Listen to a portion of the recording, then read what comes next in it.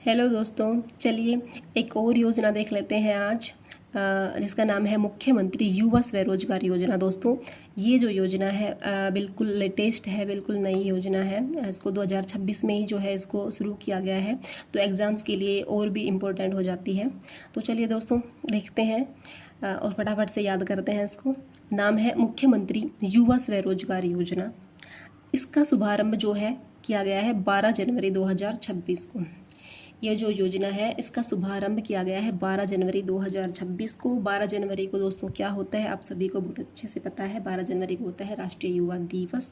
तो इससे लिंक करके हम याद रख सकते हैं, क्योंकि इसका नाम भी जो है युवाओं से रिलेटेड है, युवा स्वरोजगार योजना।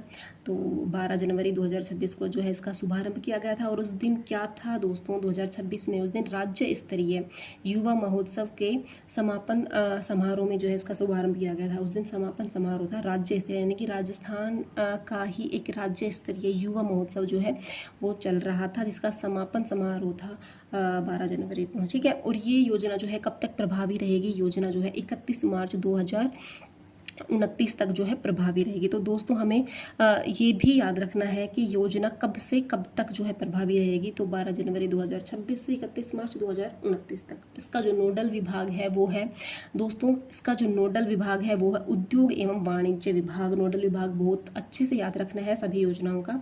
और उद्योग एवं वाणिज्य विभाग राजस्थान सरकार। ठीक है, और योजना का उद्देश्य क्या है? योजना का उद्देश्य है 1 लाख युवाओं को उद्यमी बनाना। तो कितने युवाओं को उद्यमी बनाना इस योजना का उद्देश्य है, ऐसे करके एग्जाम में क्वेश्चन पूछ सकता है। एग्जाम में वैसे भी कथन से रिलेटेड ज़्यादा क्वेश्चन पूछे जा रहे हैं, तो योजनाओं के जो सारे डेटा हैं वो याद रखने बहुत ज़रूरी हैं। तो कितने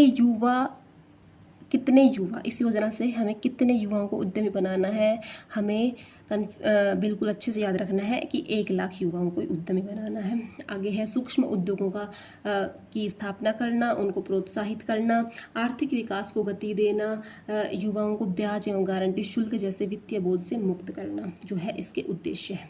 तो दोस्तों इस योजना से क्या क्या लाभ जो है हमें होंगे वो हम बाद में देखेंगे। पहले हम इसकी जो है शैक्षणिक योग्यताओं को पढ़ लेते हैं कि इस योजना के अंतर्गत क्या क्या शैक्षणिक योग्यताएं जो है वो क्या शैक्षणिक योग्यताएं जो हैं वो होनी चाहिए। तो जो शैक्षणिक योग्यता किस में? इस योजना के तहत जो है युवाओं को ऋण दिया जाता है, और उस ऋण के लिए योग्यता क्या क्या होनी चाहिए वो हम देखते हैं। शैक्षणिक योग्यता होनी चाहिए जो पहले 8वीं से 12वीं पास अगर कोई व्यक्ति है तो उसको सेवा या व्यापार के लिए कितना ऋण मिल सकता है दोस्तों? तो 3.5 लाख यानी कि 3.5 लाख का जो है उसे ऋण मिल सकता है। और मैन्युफैक्चरिंग के लिए उसे 7.5 लाख का मिल सकता है, और उसे मार्जिन मनी कितनी मिल सकती है? अधिकतम 35,000 रुपये मिल सकती है। और यदि व्यक्ति स्नातक पास है, उसने ITI कर रखा है या कोई भी उच्च शिक्षा उसने ले रखी है, तो उसे 5 लाख रुपए तक का ऋण मिल सकता है। और मैन्युफैक्चरिंग के लिए उसे जो 5 लाख तक का जो ऋण है वो मिलेगा सेवा या व्यापार के लिए, और मैन्युफैक्चरिंग के लिए उसे जो है ऋण मिलेगा कितना? 10 लाख रुपए तक का। और उसे मार्जिन मनी अधिकतम कितनी मिल सकती है? 50,000 रुपये। तो अब हम देखते हैं योजनाओं के लाभ। तो इस योजना से युवाओं को क्या लाभ होंगे वो हम देखेंगे।